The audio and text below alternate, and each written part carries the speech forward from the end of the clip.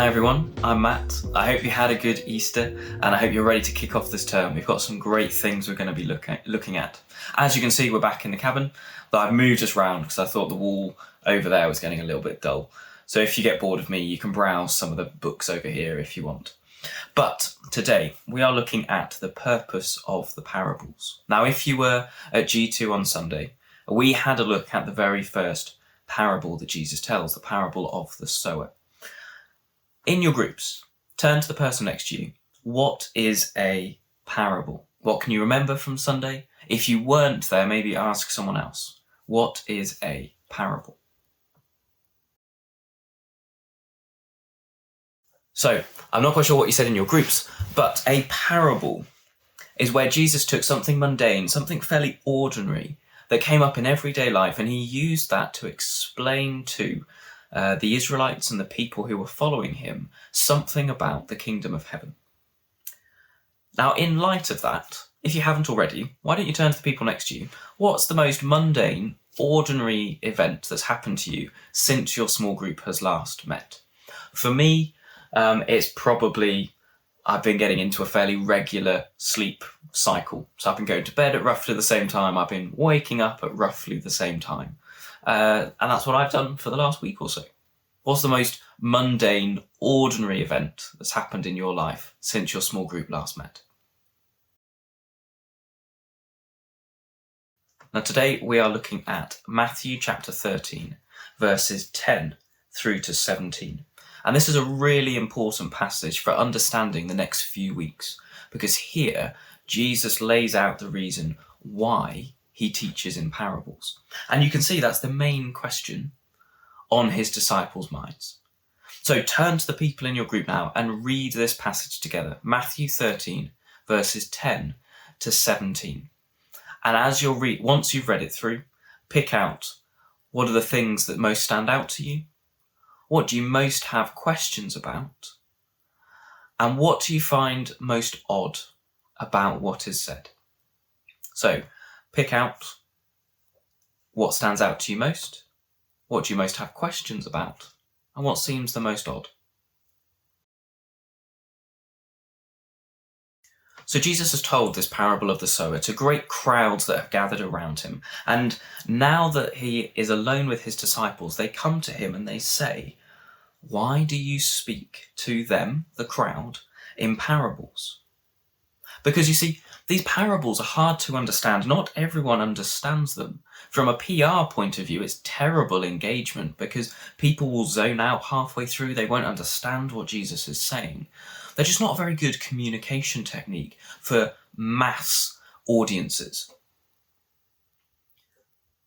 Now, I don't know about you, but Jesus gives a very weird answer.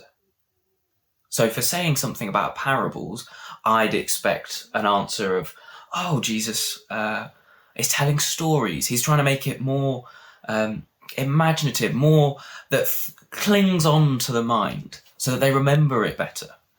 But that's not the answer he gives. What he says is, in verse 11, "To you it has been given to know the secrets of the kingdom of heaven, but to them it has not been given." Now, this is a really weird answer. It just sounds odd to begin with, but also it shows something very interesting that is going on in Jesus' mind at this time.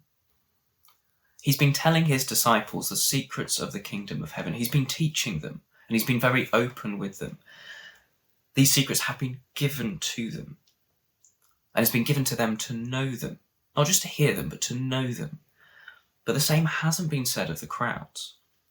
Now, this is particularly odd because Jesus has just started his very public ministry, and now he's telling his disciples that most of what he's saying isn't for the crowds to know. It's just for the disciples. He's talking publicly, but only teaching privately. So why is he doing this? Why is he deliberately talking in a way that most people won't understand? Well, he gives them that answer in verses 12 and 13. "For to the one who has, more will be given, and he will have an abundance. But from the one who has not, even what he has will be taken away. This is why I speak to them in parables, because seeing they do not see, and hearing they do not hear, nor do they understand. Now, this is a very confusing two passages. There's a lot to talk about here, and I'm sure in your groups you're going to go into far more depth than I am going to go into here. But there's a few key things we need to point out. The first one is that he's saying there are these group of people who have something, and those people are going to be given even more things until they're in abundance. And there's a second group of people who don't have something.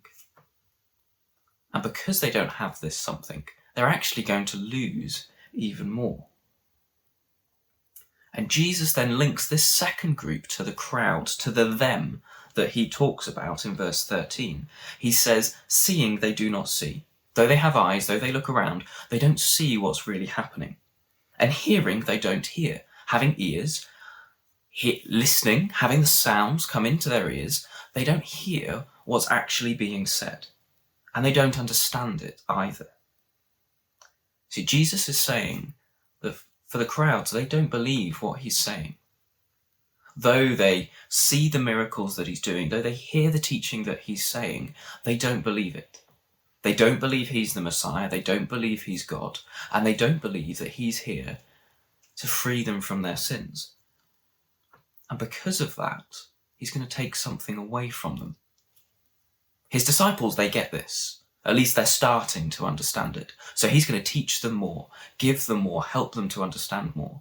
But at this particular moment in time, because the crowds don't understand, Jesus has decided to take away even being able to say, I got what Jesus said then. Now, I don't know about you, but that is a really difficult situation to then grapple with.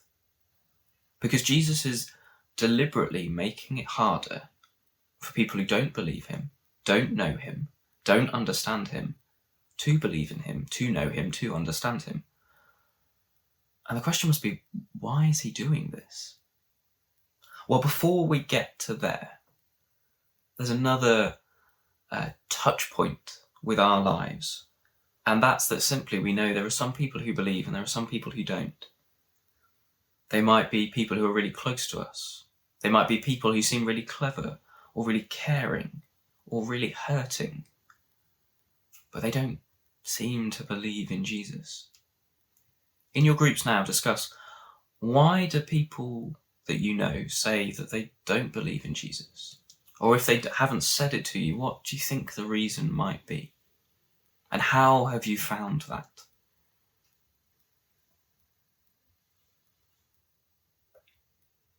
So personally, for me, I have family, I have a lot of friends, a lot of people I work with that don't believe in Jesus. And not just don't believe in Jesus, don't even want to find out about Jesus. They very much are people who seeing they don't see, hearing his name, they don't really hear his name. They don't really care about him. He's a mild interest that they might bring up at Christmas or at Easter, maybe to explain why we're doing something, but of no significance now. And that's really hard. So it's really confusing that Jesus is deliberately speaking to them in parables because they don't see, because they don't hear, because they don't understand. Now, if you don't know, because it's not like I mention it much, I'm a teacher. And being a teacher, there are tons of acronyms that if you don't know them, you don't have a chance. So let me tell you a sentence, for example. The current school I'm at took me in when I was a UQT. With them, I got my QT status. I then went into doing my NQT year, and I'm just finishing the second year of my ECT. See, that makes no sense whatsoever at all. To a teacher, they completely understand what's going on. To them, I just said, I started at my school as an unqualified teacher. Whilst I was there, I got my qualified teacher status, which meant I was officially a teacher. I then did my newly qualified teacher induction year. and I'm finishing off this induction process, which is called Early Career Teachers. See, when you have the key, you understand. But for most people who aren't teachers, they don't care. I've said it to them, I've given them the information, but they just don't care enough to go and find out about it. That's similar to what is going on here with the crowds. They just don't care enough about Jesus to understand, to bother to want to even find out what he's saying and to make sense of it. But this isn't a surprise. You see, Jesus is doing this very particularly, not because he's being reactionary, though he is a little bit, but because he knows something deeply in his heart, which Isaiah prophesied, and we see in verses 14 and 15. Isaiah prophesied in chapter 6, just after he had seen God in the temple. He had proclaimed, "Woe is me, for I am a man of unclean lips, and I live in a land of people of unclean lips," and had just been commissioned by God, had just been cleansed of his unclean lips by an angel that touched some coal to his lips as a symbol of what Jesus does to us. And then commissioned by God to go and proclaim God's word to Israel. This is then what God tells Isaiah to say, saying to Israel, "You will indeed hear but never understand, and you will indeed see but never perceive. For this people's heart has grown dull, and with their ears they can barely hear, and their eyes they have closed, lest they should see with their eyes, and hear with their ears, and understand with their heart, and turn, and I would heal them." What Isaiah is talking about here is what theologians call original sin. Now, you've probably come across that a lot. You might have heard that phrase in a few different places, and I imagine there's a whole mix of emotions and a whole mix of thoughts that are coming up with that phrase. But what original sin means, at its simplest, is that all people don't want God, ultimately. If we're left to ourselves, we don't want God. Though we can look around and we can see the world that he has made, we've no interest in looking at the one who's made it. Though we can walk past a church, though we can walk past friends who might be Christians, they might tell us things, but at our core, we don't want to hear it. We don't care. And after all of this, we aren't interested in understanding God. We just want to go our own way. And we want to go our way so far that we don't even want to turn to God when God promises us that he'll heal us. That when we see around us, when we hear from other people that God is a good God, a loving God who wants to care for us and love us, our first reaction is to say, "No, I don't want that.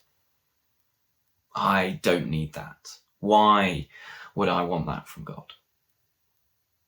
Now, it doesn't look that way for everyone, but that's what's going on in our hearts.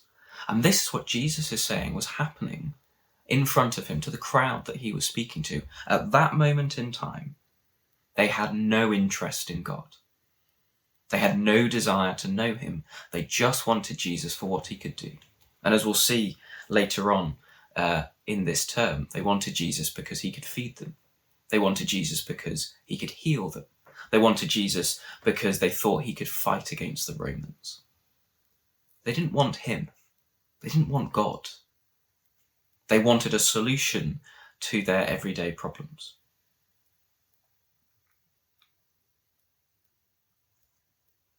But notice, God isn't vindictive about this. Jesus here isn't vindictive about this. He isn't going, "Look at them, they don't want me, so I'm going to have nothing to do with them."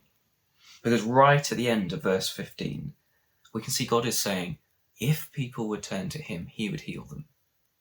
If they would just look at him, see him, hear him, understand him, God would heal them.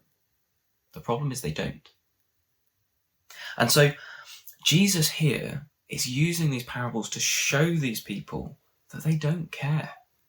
He's talking in a deliberately confusing way, though it's not confusing if you have the key to understand what he's saying. to show them that they don't care. Because they have no interest in Jesus, Jesus is taking away from them what they have, their ability to even make sense of the stories that he's saying. Now, it's important here that we balance this point, because we see later on, towards the end of Matthew's account of the gospel, that Jesus reaches Jerusalem just before he's about to be crucified, a few days beforehand, and he weeps over Jerusalem, saying, "If you had only repented, I would have willingly gathered you into my arms." He's not being vindictive. He's not seeking revenge because these people aren't paying attention to him. There is a genuine care and love here. But he's making it clear to them so that they can see that they don't care. And in this, the hope is that if they see that they don't care, then they'll start looking for God.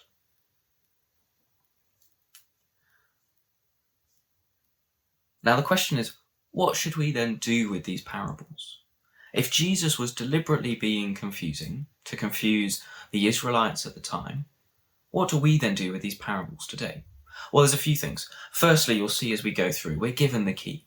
As we go through these parables, the key becomes clear. And so we're able to understand them. But also, these parables are meant to give us a hunger for God, a hunger to get into his word, to understand what Jesus is saying, to really grapple with what the kingdom of heaven means and how we live that out today.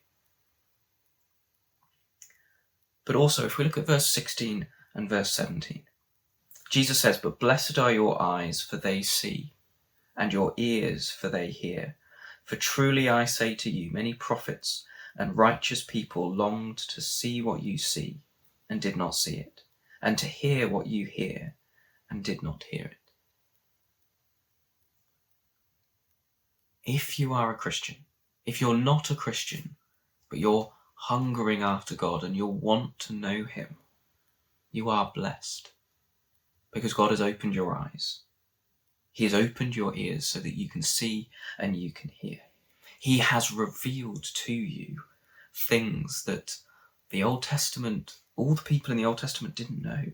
They longed to see and hear what we're going to be seeing, what we're going to be hearing over the next few weeks. But they didn't get to see it, but you do. And I imagine now we probably fall into maybe 2, maybe 3 groups. The first group might be some of us just not that interested at the moment. We'll take this as a warning. Jesus deliberately made things confusing so that people who weren't interested in him would know that they weren't interested. The second group of people might be thinking, if I don't understand these parables, does that mean I don't know Jesus? Does that mean I am stuck in an original sin, stuck not knowing God, not wanting God, and that God doesn't want me? Well, that's not true. God does want you, and the fact that you're thinking, I'm worried that I don't understand these, I want to know these better, is the sign that actually you have ears, you have eyes, you want to understand. That God is working in you, that he's given you sight, he's given you ears to hear, he's given you a heart to love God. And so keep going. Some of these things are hard. We know particularly Peter, when writing about Paul's letters, said that Paul's letters were hard. They were difficult to understand. But partly that's because we're trying to get to know God. He is so much greater than us. There's always going to be things we don't understand. And finally, I imagine the final group of us is kind of sit here going, okay, come on, Matt, stop talking. Let me look at these parables more. I want to find out. I want to know the secrets of the kingdom of heaven. Good. Get ready, because we're going to be doing this over the next few weeks. Now, before you talk about this in your groups, before you talk about which of those 3 groups you think you fall in, I've got a prayer for you from Colossians, which Paul prayed for the people of the church at Colossae. He said, "And so, from the day we heard, we have not ceased to pray for you, asking that you may be filled with the knowledge of his will in all spiritual wisdom and understanding, so as to walk in a manner worthy of the Lord, fully pleasing to him, bearing fruit in every good work, and increasing in the knowledge of God, being strengthened with all power, according to his glorious might, for all endurance and patience with joy, giving thanks to the Father, who has qualified you to share in the inheritance of the saints in light. He has delivered us from the domain of darkness and transferred us to the kingdom of his beloved Son, in whom we have redemption, the forgiveness of sins.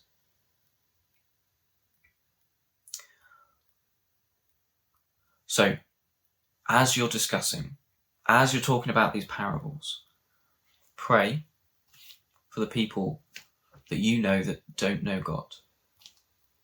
Because if God can make us want to know him, he can make them want to know him. Give thanks to God that he has qualified you to share in the inheritance of the saints in light, that he is revealing to you the secrets of the kingdom of heaven. And finally, ask for wisdom. Wisdom to know God better, to understand these parables, and to trust God in faith, where things aren't quite clear yet, but trust that he will make them clearer.